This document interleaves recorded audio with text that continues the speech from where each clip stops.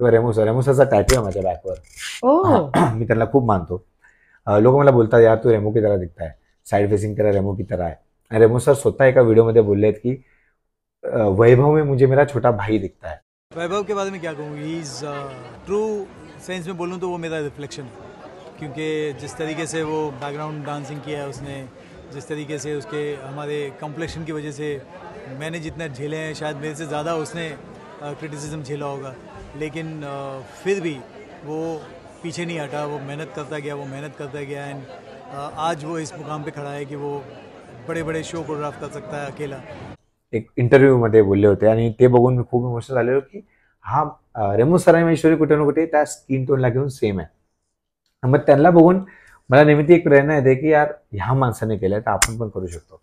आणि त्यांचं आणि माझं रिलेशन फक्त रेमो सर आणि वैभव ॲज अ स्टुडंट म्हणून नाही, पण एक वेगळं रिलेशन आहे.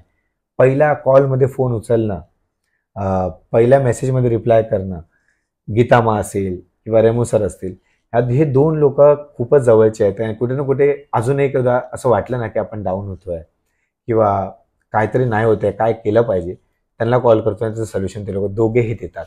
म्हणून हे दोघे खूपच मोठा आधारस्तंभ आहेत आमच्या लाईफचा. म्हणजे ते असा आधारस्तंभ आहे की आपण त्यांच्या खांद्यावर हात ठेवून आपलं पुढची लाईफ कशी जाणार आहे हे बघू शकतो.